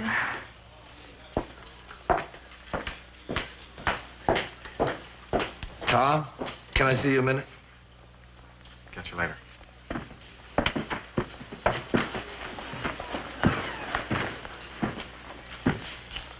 Where's the research assignment I gave you? Well, you said there wasn't any rush doing it, so I'm doing it carefully. Good. About finished? Pretty soon. I want it tomorrow. I'm not sure I could have it finished by tomorrow. You've had 2 weeks. I know, Mr. Dixon, but they kept me pretty busy on that field. You used to play football, didn't you? Yes. Oh, then I guess you know how it is. Make it short, Tom, but make it your own. Tom, do your best and you'll make it in this class. Gotcha, Mr. Dixon. Make it hurt! Go! Come on, you guys, look sharp. We got a game to win on Saturday. Now, come on, let's work. Get him up. Keep him high. Right. Come on, stop those guys. Come on. There we go. Bang. 1, 2. Nice pass, Tom. Thanks, Mr. Dixon. Did you get my paper yet? Yes, I did. You know, I really had to work on that one. I had to type it 3 times before it was even neat enough to hand in. Very well typed. Every word of it was mine, too. So what'd you grade me on it? F. F. it. But Tom, I wasn't given grades on good typing. Hey, Frank, throw a few, okay? Tom, all you did was reproduce what was in the book. Oh, you were smart enough to change the words, but you didn't bother to challenge the concepts, the viewpoints, or give any real thinking to the material. Okay, that's a reason for giving me a C, maybe. Or even a D. But an F. Tom, if I really thought that was the best you could do, I would have given you a B or a C. Man, I really tried. I did my best. I did. No, Tom, you didn't do anywhere near your best. I doubt if you ever have, except on a football field. What did I do? I thought you liked me. Oh, I like you. Everybody likes you. You're a real winner, Tom, but it's costing you. And you know, I have a feeling that your whole life has been one long free ride. What's wrong with that? Free rides don't take you very far. Sooner or later, you're going to have to pay your dues. Tom, you've got a brain, and I'm going to insist that you start using it.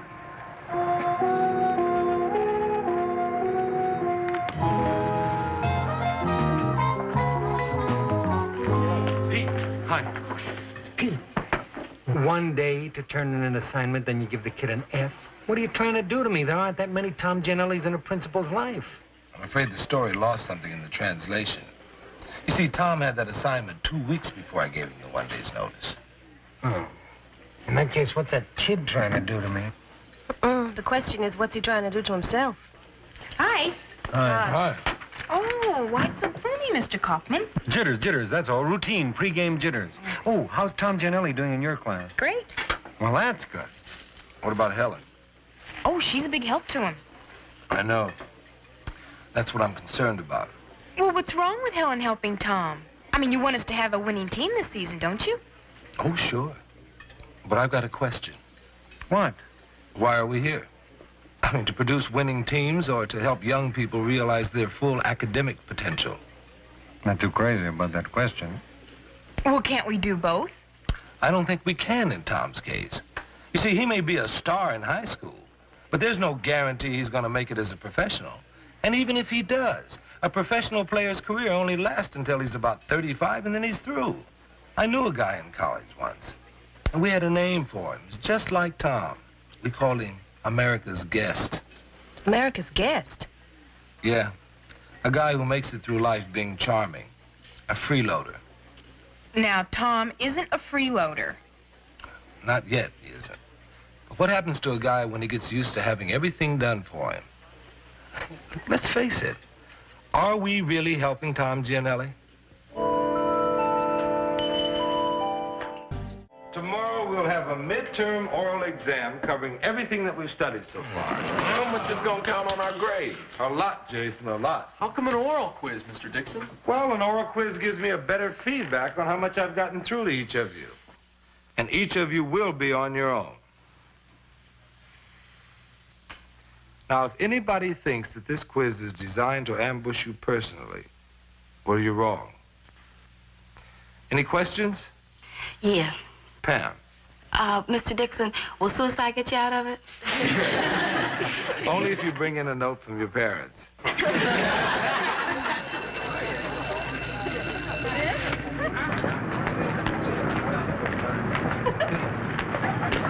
Hi, Miss McIntyre. Hello. Mr. Dixon. Tom? Yeah, I've been thinking about our little talk. You're absolutely right. I didn't give that report my best.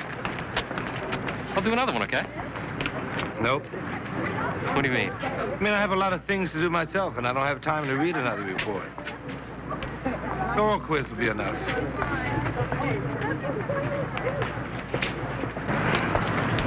Pete, you know that friend you had in college? Yeah? The one you called America's Guest? How'd he end up? Badly. Very badly.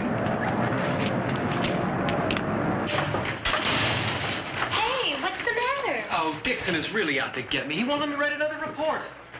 Oh. Tom, you never did ask me, you know. Ask you what? To write another report for you. You just assumed it. Well, wouldn't you? Yes. But suppose Mr. Dixon said okay, and I said no. I mean, I wouldn't, and you know I couldn't. But someone might. Well, Dixon just did. Okay, then learn from it. Listen, You don't need people to say yes to you all the time to get by.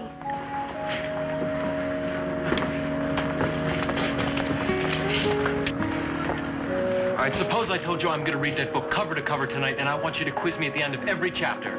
What would you say? Yes. All right. Before we begin, I want to mention a couple of things that I expect from you during this oral quiz. And some I don't expect. I don't expect polished oratory, but what I do want from you is evidence that you've thought about the material. So just relax and approach it as though you and I were discussing a subject that interested the both of us. Jason, the Declaration of Independence is considered one of the world's great documents. Why is that so? Well, it gave the colonies real arguments for splitting up with England, and it gave them real clear. And that's what you think is most interesting? Oh, yeah. Me and my friends sit around all the time talking about the old Declaration of Independence. Okay, sit down. Helen, let's chat about the Stamp Act. Well, it was one of the first colonial grievances that led to the revolution. But you know, the thing that's interesting is that if you read the American protest against it, you get really angry at British tyranny and all that. But then, if you read their arguments for having a stamp tax, they seem very reasonable. And what does that lead you to believe? Well, that there are two sides to every question. And that in a war, each side believes it's the only right side. Very good, Helen. Tom, what do you think about the two Adams cousins?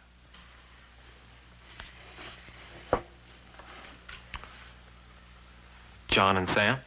Those are the ones. Well,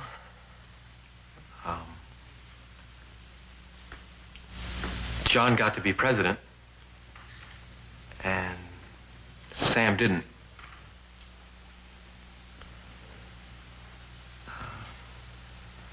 Some of the history books say that Sam Adams. Mr. Dixon, can I sit down when I talk? Go ahead. Right, some of the history books say that Sam Adams was supposed to be a real rabble-rouser, and he was always jiving the people of Boston, trying to get them to do what he wanted. And John was supposed to be a Boy Scout, very noble. But if Sam was always conning the people for some private trip of his own, I don't see what good it did him. Sam wasn't the one who got to be president. But the same books make a big hero out of John, who became the defense attorney for the British soldiers who did the shooting at the Boston Massacre. Maybe it was noble, because it was sure unpopular with the people of Boston. It was very popular with the Royalists, the British soldiers, because they were running things. John became a big man in the colonies after that.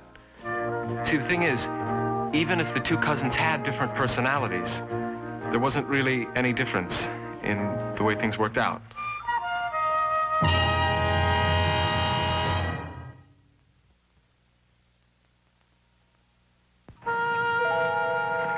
Well, of course, I'm pleased that we have a winning football team. But I tell you what pleases me even more.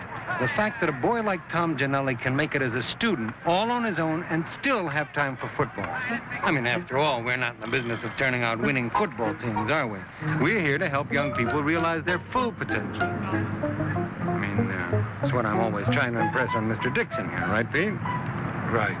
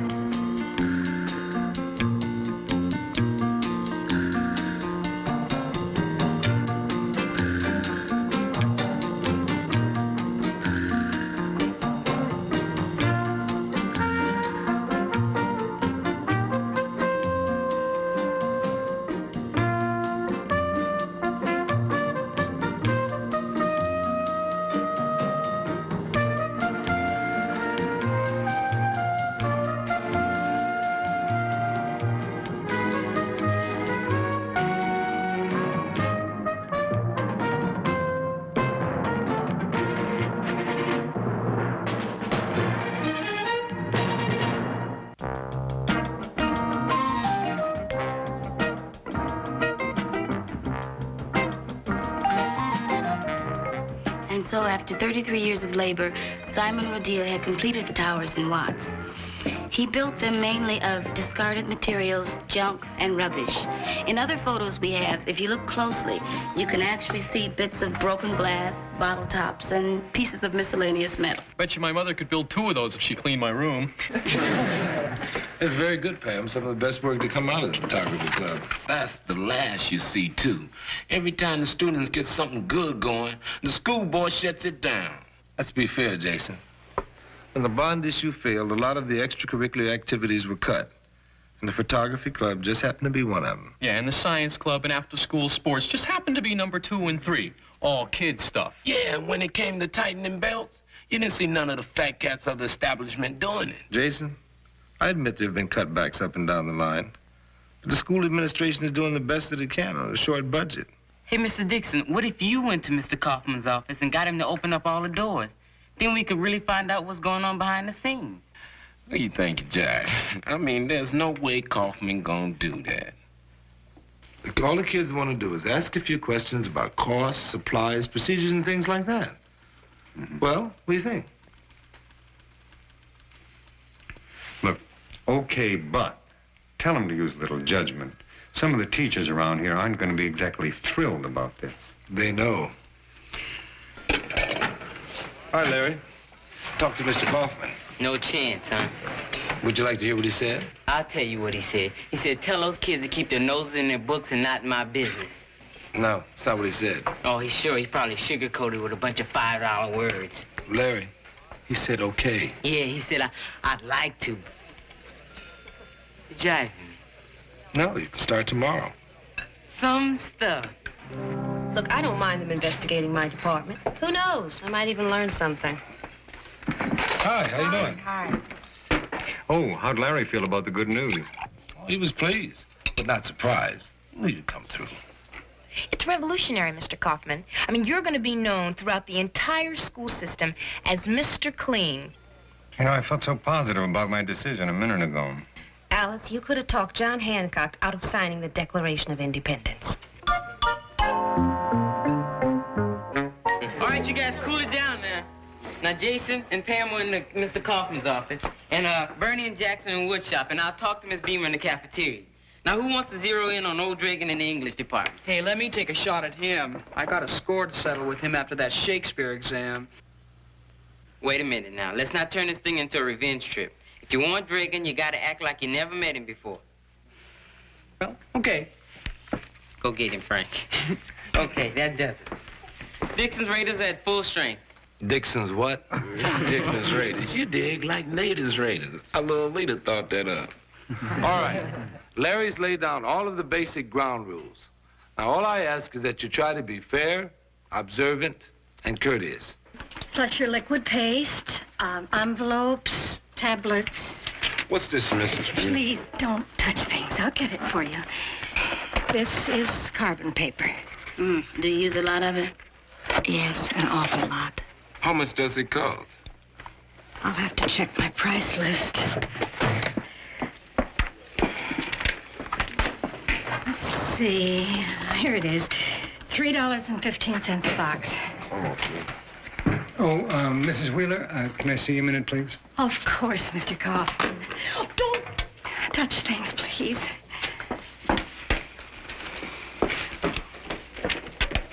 What are they asking you out there? You name it, they've asked it. Do they want to see me? They haven't mentioned it yet. Should I find out? Well, I know. I tell you what, let them relax. Let's get some work done. I got some memos for you. I hate to make a fuss, but I find this whole thing very upsetting. Upsetting? If you ask me, we're all being subjected to Gestapo tactics.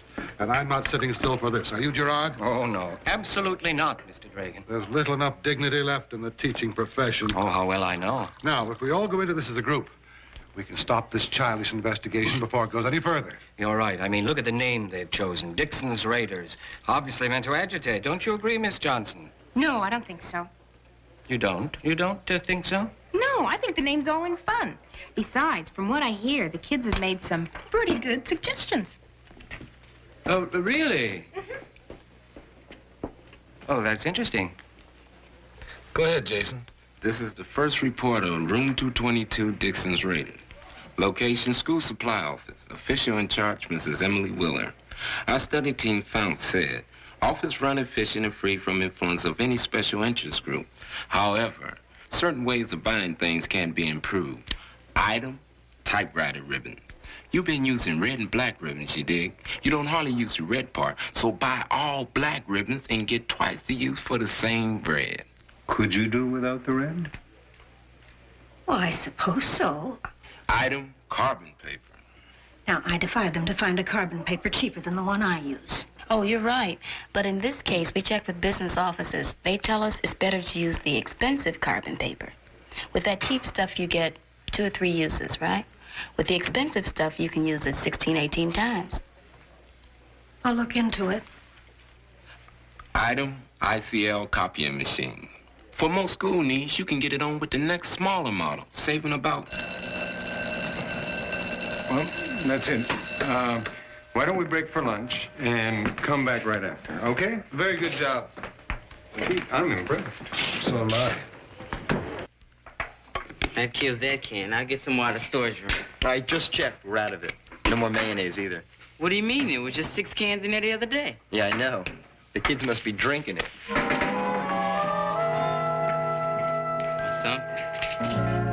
Ken, I understand you didn't exactly open up your heart to our little investigating team. Mr. Kaufman, let's not mince words. I ordered them out of my office. The point is, I will not submit myself to Mr. Dixon's version of Ralph Naderism. It's an insult to every department head in the school. Look, Mr. Dragan, I didn't start that study to alienate department heads. In fact, I didn't start the study at all. It was my students' idea. I think it happens to be a very good one. Now, Ken, you've got to admit that the students have conducted themselves very professionally. What's more important, they've gotten some results. In that case, you should be satisfied. Really, Mr. Kaufman, how much longer is this nonsense going to go on? The kids are involved. And it would be unfair to stop them now just when they're really getting enthused. I agree. I see. Then you'd have no objection to my taking this grievance to the school board, would you? Oh, no. Although it's not really necessary. Most of the members of the school board already know about the saga of Dixon's Raiders. Do you know that 3 of the members of the school board have already called me to express their enthusiasm? Well, since the lunatics have already taken over the asylum, who am I to oppose them?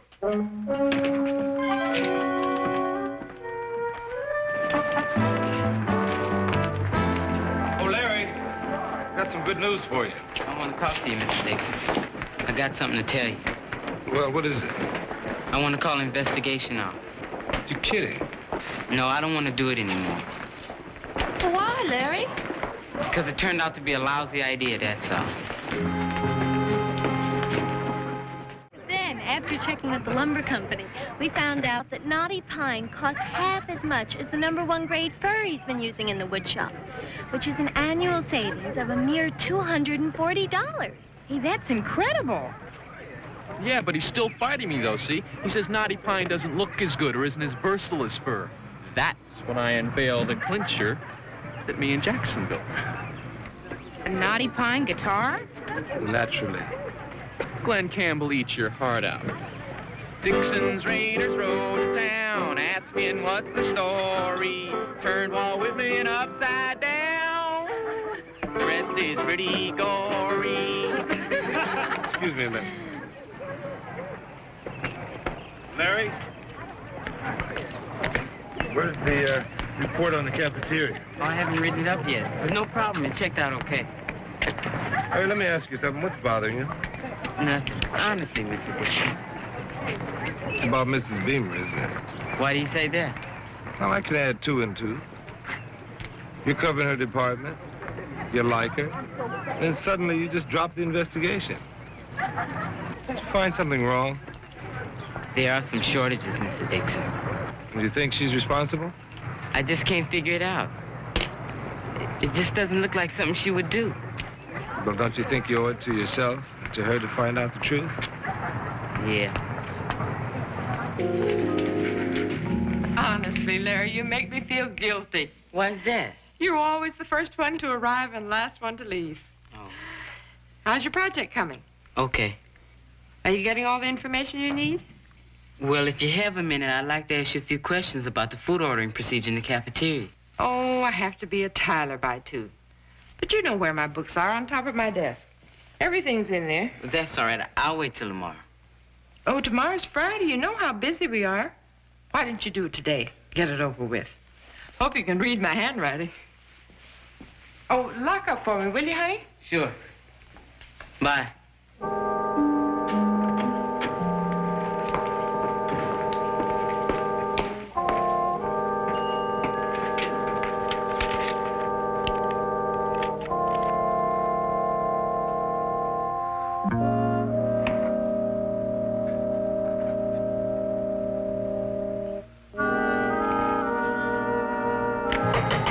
Yes. Oh, my jury's arrived. Very well, come in. Oh, don't dawdle now. I'm very busy. Well, what is it today? More questions? Oh, no, sir. Our investigation team's finished its report. I guess you and Mr. Dixon had quite a good laugh at my deficiencies. No, Mr. Dragan. We thought you should see the report first. It's that bad, huh? Report on English Department Head Mr. Kenneth Dragan. We found this department to be excellent in every way. There are 2 L's in excellent. The selection of books, the presentation of subject materials, and teaching methods are all first rate. Thank you. We did have one suggestion, Mr. Dragan. Oh? Yes, Bonnie and I thought it would be fun to have a Shakespeare Day at Walt Whitman. You thought it might be fun? Young man, it takes all of my efforts and then some to coax just a little English literature into your heads. Is that clear? Yes, sir. Well, thank you for the report. You know, I've got work to do. Oh, you might as well leave that Shakespeare business as long as you've done it.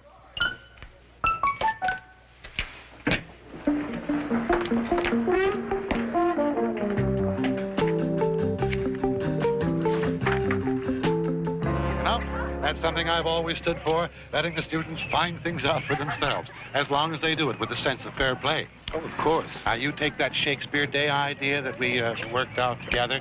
There's a good example of what can develop. And Larry? Can I talk to you? Sure. Well, excuse me, Mr. Dragan. What's up? I told you I'd come back with my report no matter what I found. Well, how's it look? Awful. How awful? Plenty. For one thing, the amounts of food she's been ordering just don't check out with the little bit we've been using. Maybe there's some waste. Not 90% waste. Anyway, the big kick is the payroll. She's been drawing extra money for jobs students have been doing, and all we get paid is free lunches. Is there any chance you could be wrong? No chance. Well, there's only one thing we can do. I'm not turning Miss Beamer in. I'm not asking you to. You got the facts, and we're just going to have to confront her with them.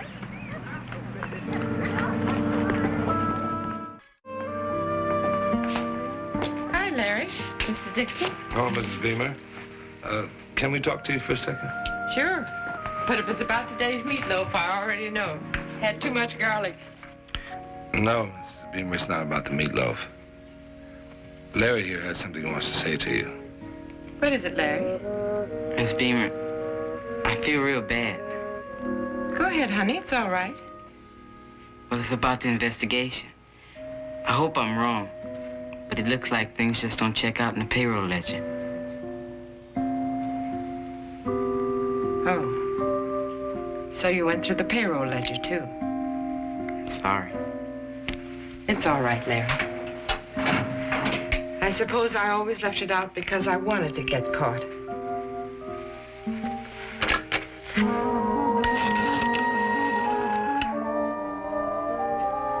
This is Mrs. Beamer. Would you ask Mr. Kaufman to come down to my office right away, please?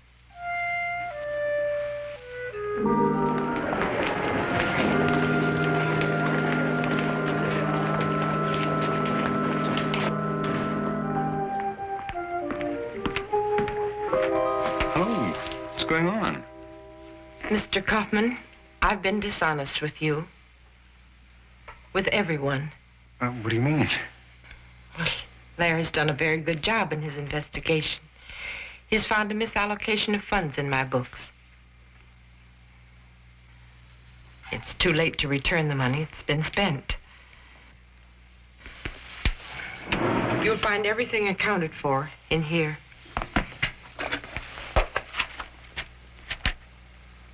Tyler High School lunch fund? I don't understand. When I came to this district, my job was clearly defined. Plan lunches for 2 schools, Walt Whitman and Tyler. Sounds like a simple enough job for a trained dietitian. Well, planning lunches for Tyler was not so simple. It's in the center of a poverty area. Lunch for those kids is sometimes the only nourishing, well-balanced meal they can count on each day. So I began playing favorites. If I found extra money in Whitman's budget, I spent it at Tyler. I gave them larger salads and hamburgers like this. And the 45-cent blue plate luncheon, well, you couldn't touch it in a restaurant for $1.50. So that's what happened. It's irregular. Mr. Kaufman, always the diplomat. Naturally, I'll resign. Just give me a couple of days to get things in order.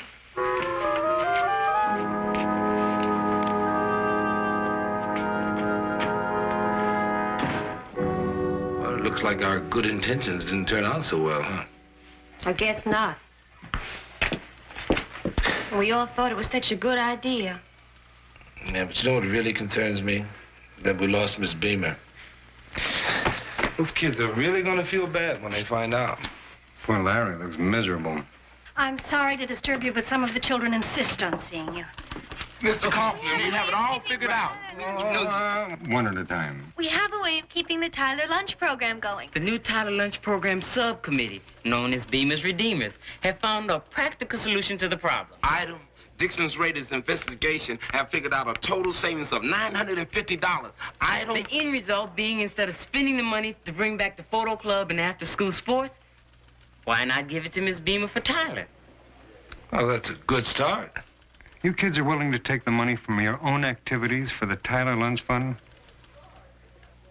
That's very generous. I'm very proud of you. Look, we've got some other factors to discuss right now. Why don't you wait? We'll get back to you as soon as we can. Okay, All right? yeah. Okay. We'll be around if you need it. All right. Yes, I'm sure of it.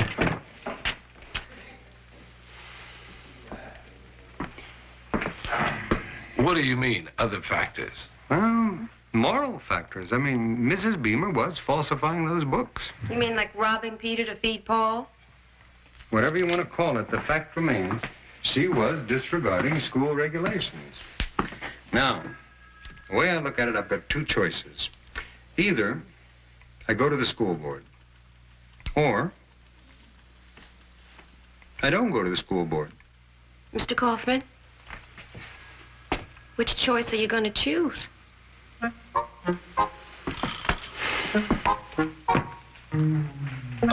Item. What do you think?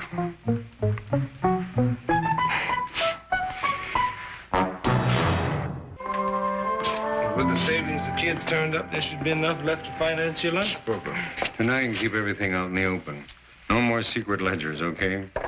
Thank you, Mr. Kaufman. It's my pleasure. Oh, there's just one thing. Yes? You know, the meatloaf today. Didn't it seem to you it was a little short on garlic? I mean, remember, Mrs. Beamer, it's vampires that are afraid of garlic, not high school principals. Think garlic.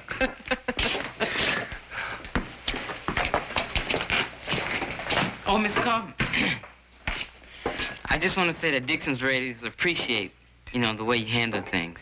Not going straight down the road with the rule book. Well, I stayed within the regulations. I felt that certain things were within my jurisdiction to decide, so I decided, but I didn't actually break the rules. Well, we like the way you bend them, because that old rule book ain't never going to be quite the same.